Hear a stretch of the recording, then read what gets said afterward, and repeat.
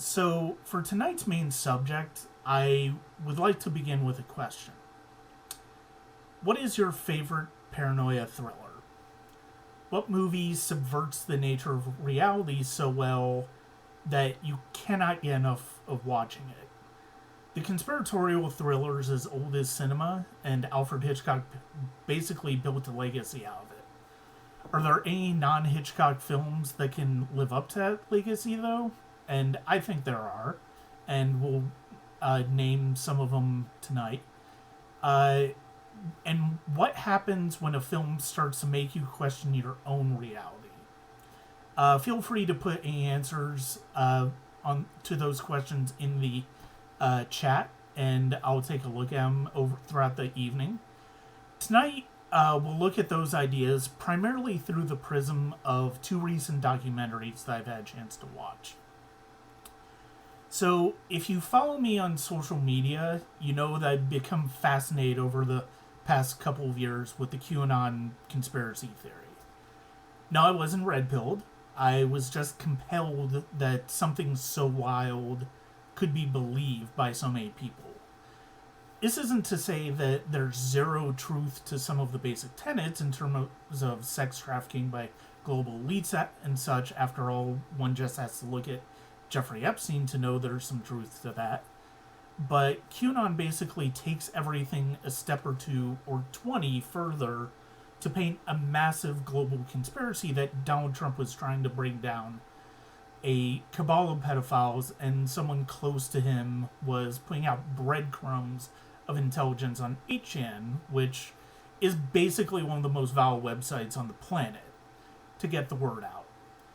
In essence, though, QAnon essentially became kind of a nesting doll of a conspiracy theory, with many more, including variations on the JFK assassination conspiracy, the Clinton body count, and just good old-fashioned satanic panic and anti-Semitism folding into it.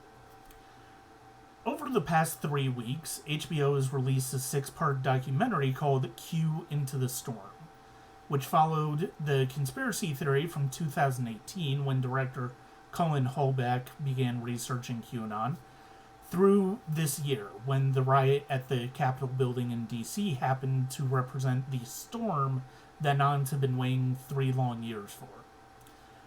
What makes Hallback's series so brilliant and fascinating to watch isn't that it tries to debunk QAnon, but we're seeing how it started and proliferated through the administrators of 8chan, which was later rebranded 8kun.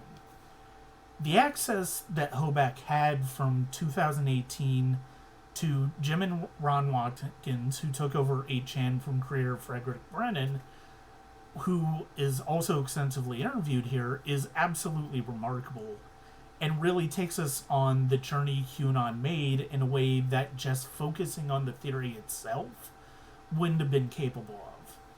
We get a cordial relationship between Watkins and Brennan early on, and frank discussions from each about the value, quote unquote, 8chan had as a haven for unfettered free speech.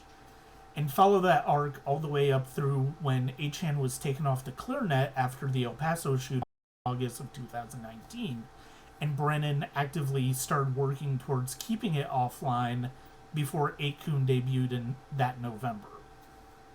We also get interviews from followers of Q as well as promoters of QAnon as well. And by the end, when we see the cumulative impact of allowing QAnon and 8chan and 8kun to survive as long as they did when the U.S. Capitol was stormed on January 6th, the pain of what the conspiracy has done to so many people, all while leaving the Watkins relatively untouched, just takes the entire series to another level. The final image we get of Ron takes on a more chilling impact when you consider the full implications of what Hallback has set forth in this series. For now, I wanted to play you the trailer for Q Into the Storm so you can get an idea of what it's like.